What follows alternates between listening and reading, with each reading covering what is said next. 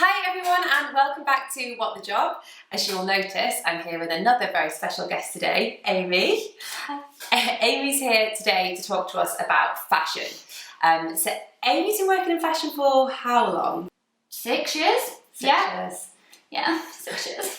And 3 different companies? Yeah, 3 different companies. So fashion is okay to move. Yeah. And I know people try and steer away from job hopping, but actually fashion is so fast paced, it is the norm to move. And especially if you're career driven, you want that promotion, it's not out of the ordinary. So you did Monsoon?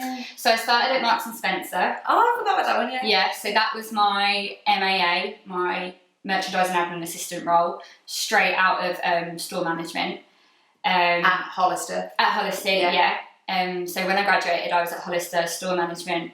I wanted a 9-to-5 job. So yeah, went into merchandising at Marks and Spencer, great company.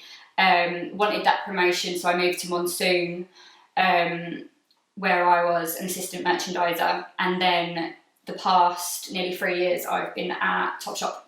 Amazing. So yeah, very different companies.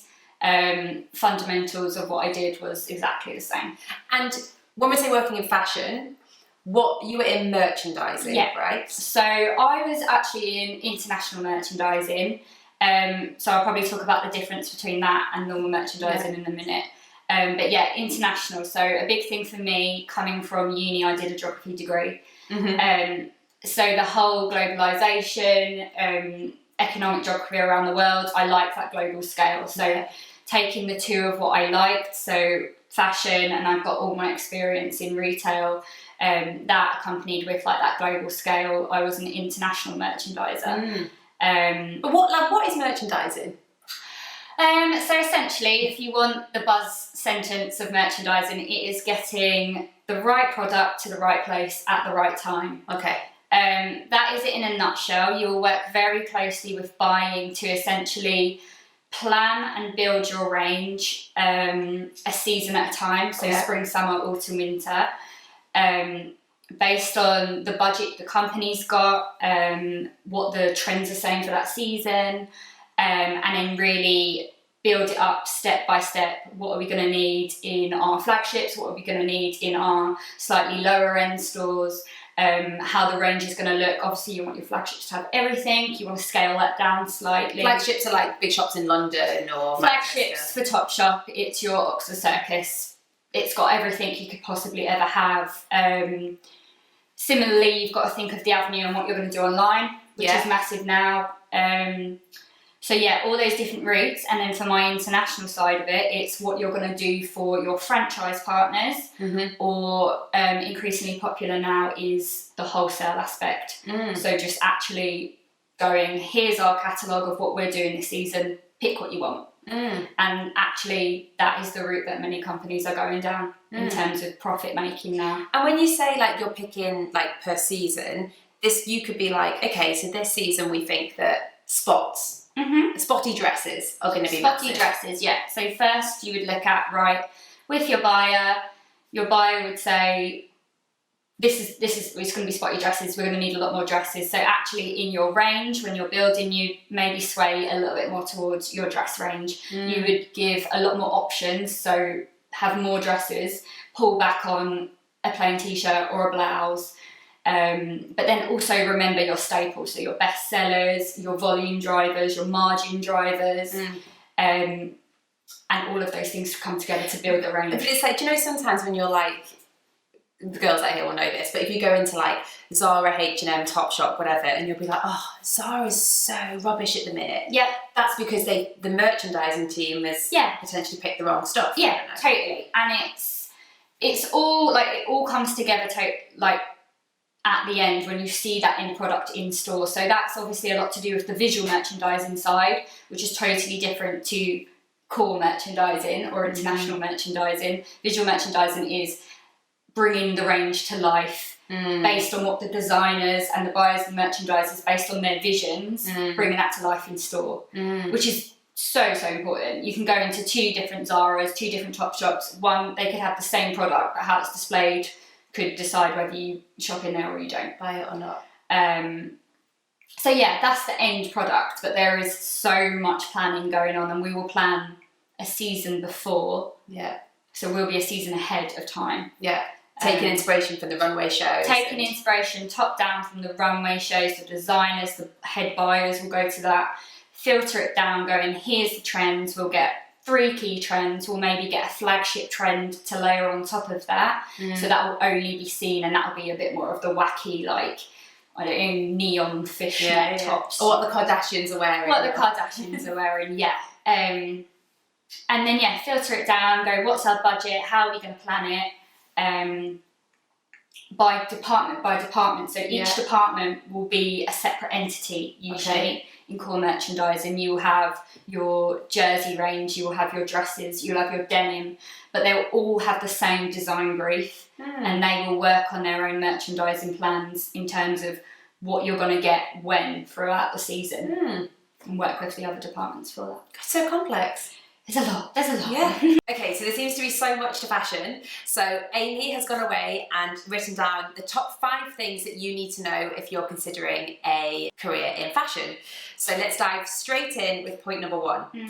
So Amy said, number 1, really do your research. So depending on what route you want to take, what interest sparks you, whether you're a little bit more creative, it will really determine which routes you go down. I think probably one of the most popular 2 that get bumped together quite a lot is buying and merchandising. Although in reality they work like that, they're interlinked, and day to day you will work both ways. They are very separate entities, and I think a lot of the time knowing which route you want to go down is fundamental, because at some point, if you want to cross over, which you can, it will make it difficult almost. In a lot of companies, and it will take time. So if you want to get the ball rolling straight away, do your research. Google, to be honest, is one of the easiest things to do, and I think at the moment now probably the research is done a lot better than when I was there. Fashion Retail Academy is a really good one to look at. London College of Fashion. They've all got sort of points on the key facts you need to know about buying, the key facts you need to know about merchandising, and then I think also a really important thing to know within that is whether you want to stick to core bricks and mortar, i.e. the shop, or you want to go in a bit more of a digital route, which I think is massive at the moment, and I would advise as much as possible to go down that route. Did you start in that? No, you did bricks and mortar. I did bricks and mortar, but I also did it through the international route. Fine, yeah. So because I liked geography, I wanted to stick to that larger scale feel. There is a massive difference between international merchandising and core merchandising, or international buying and core buying. That is something that you really need to decide whether you want to do, because international is essentially partner management, which is also amazing if at some point later in your career you want to branch off into something else. Core merchandising is a lot more if you want to really commit to stay in fashion for the duration of your career. If you want to potentially branch off and maybe build a lot more skills from that, I would say you probably actually do get a lot more from international merchandising, but I might be slightly biased. No, but that's good, and you get 2 good. If they're websites, if they just Google the 2 that you said, they'll come up. So they're websites, but Fashion Retail Academy offers almost, well, they're like 1-year diplomas. You don't have to go to university to go to be in buying and merchandising or fashion at all. It's looked upon highly. But you can equally go to the Fashion Retail Academy, do a diploma in buying and merchandising for a year, and then they will take you in at that first step. And you'd end up in similar jobs to what you're in. Yeah, totally. It wouldn't get you any further, it wouldn't make you start any further behind a graduate, for example. But look on their websites, because they have a lot of like the facts, the differences. And ask around, ask people you know if you want to get into fashion. The chances are, like, I got my job through who I know, which is the case a lot of the time. But talk around as much as you can. Reach out to people on Instagram, even, for example. Didn't exist when I was around back in the day.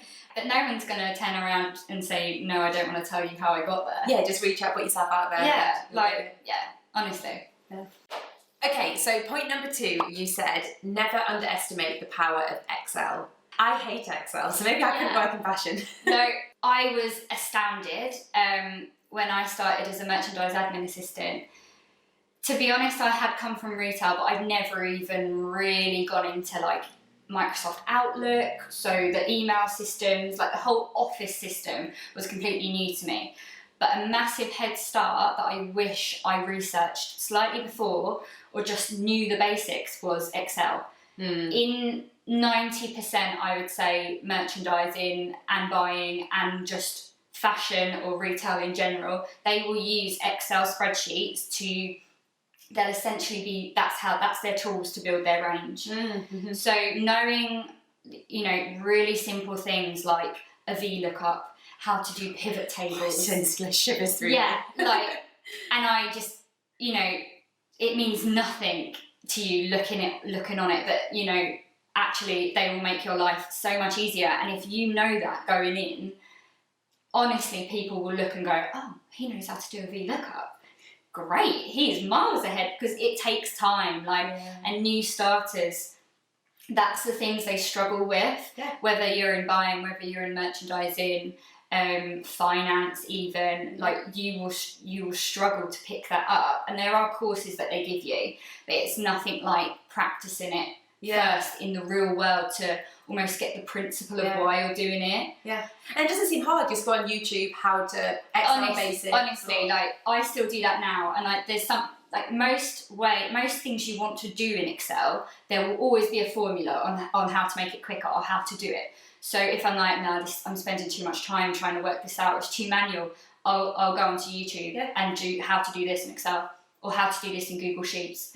And like within a second, someone will have it. Like it's really that simple, but it is key, and I think people forget about that. You don't have to be clever or geeky or nerdy to do that. Like Excel is everyone's best friend in fashion, 100%.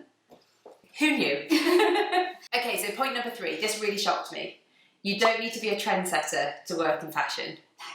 I would have thought you'd have to be super trendy. I am not a trendsetter by any means. I'm a sheep. I like to follow the trends. I do not set them. At the end of the day, fashion is a business. The only true fashion parts of it is your design, is your merchandising, is your buying, is your tech side of it, in terms of like the quality control of the fabric and stuff. Anything around that is exactly the same as a business. You've got your finance department, you've got your marketing, you've got your PR, you've got your digital team.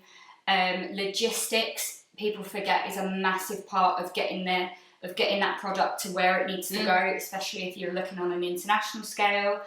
So it's, if you are doing any one of those at uni and you think, what am I going to do with this? And you really like trends, you really like fashion, go down one of those routes, because then you'll be surrounded by that environment, that fashion environment.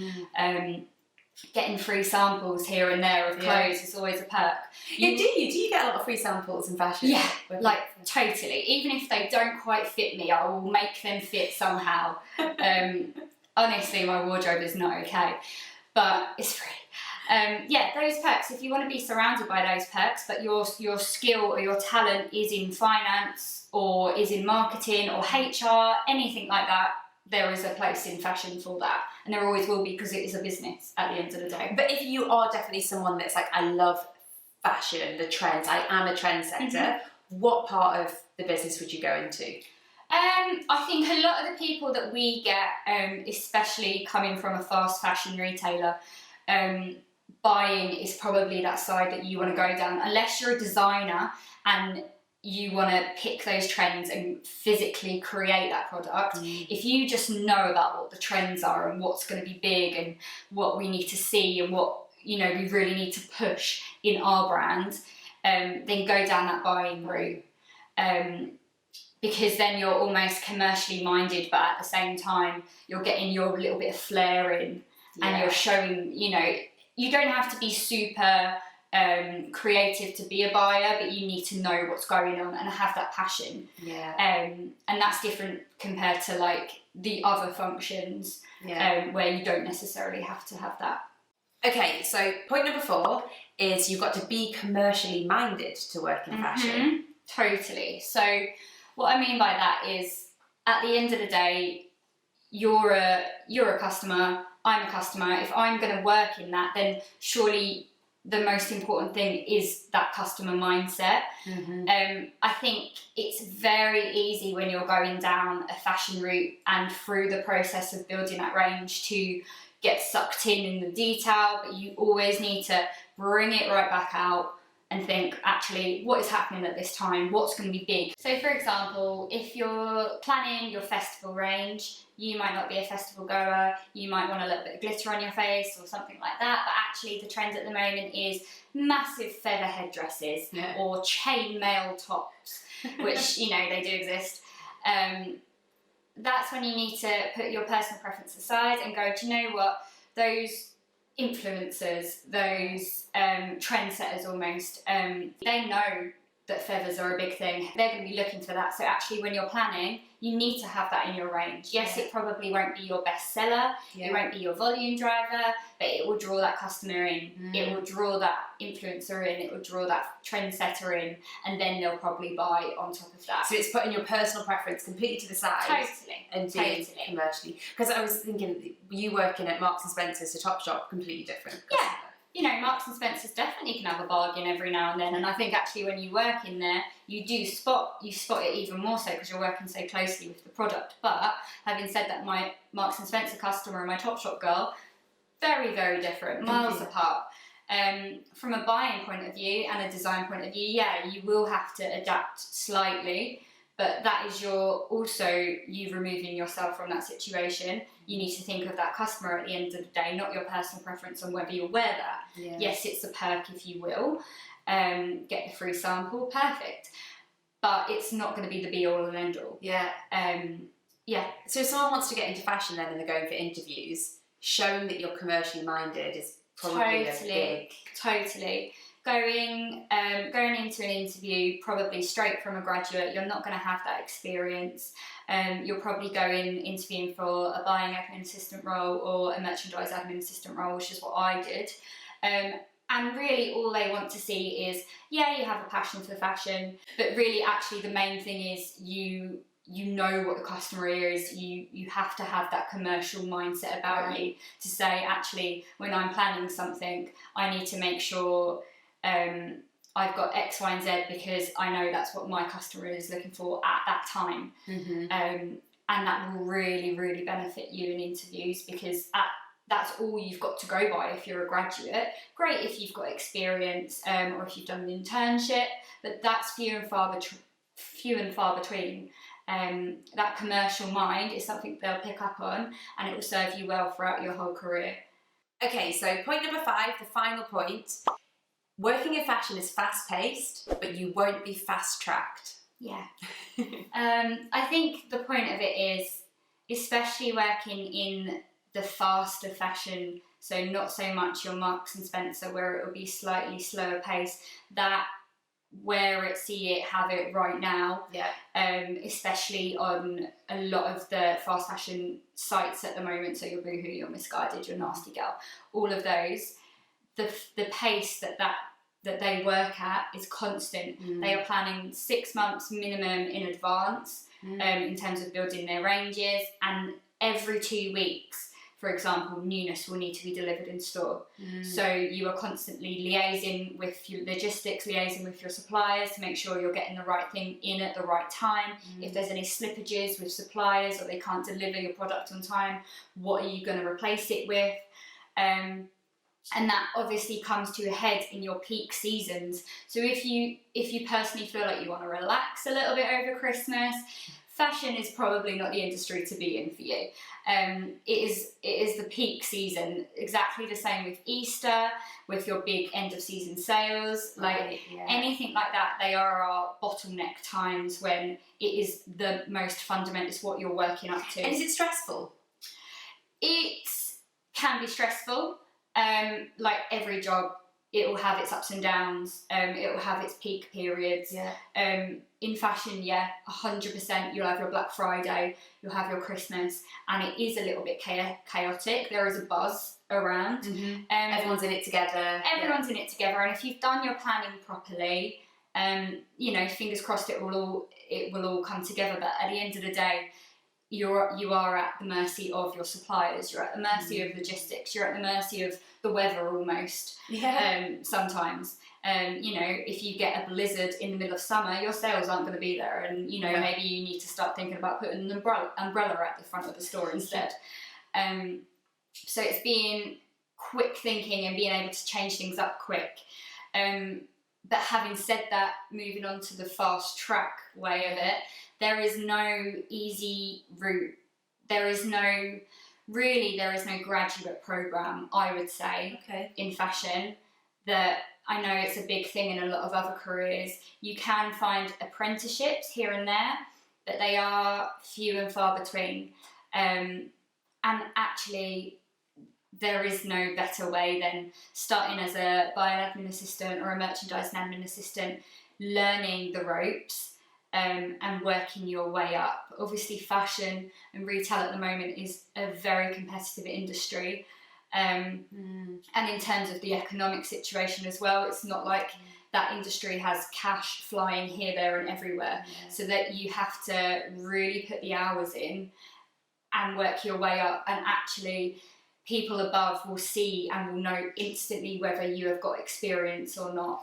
So did you feel like you're not progressing fast then? It just takes time and you can be in a role for 2-3 years? Totally. It's probably average to be at your entry level role for around 18 months to 2 years. That's when you probably really know, actually, I know my job left, right and centre. I need that little push. And that's when you have to take the decision, do I go elsewhere to get that? Do I stick to what I know, use my knowledge in a company and move up to the next stage with invaluable knowledge that you've learned, which is crucial. I took the route of wanting that progression and made that step externally. And that is totally fine. That is completely normal in the fashion industry. It's how people get onto the next rung of the ladder.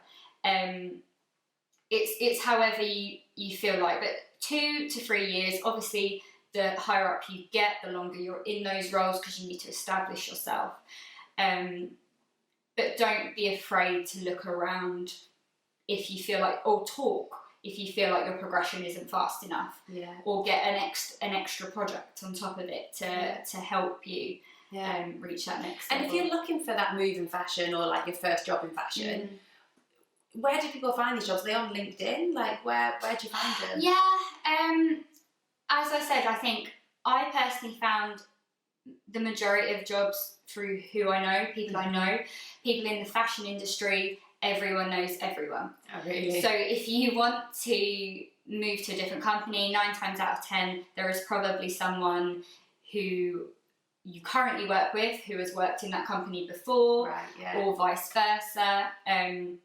But you've got your platforms. Now, I think more than ever, you've got the actual sites you want to go on directly, their career pages. You've got your LinkedIn, you've got your Indeed. You've got those platforms set up, and it is just about literally typing in what you want and seeing what comes up, you know, and just going for it. I wouldn't advise going down a graduate program because I don't feel like it gets you any further than you would do just applying normally.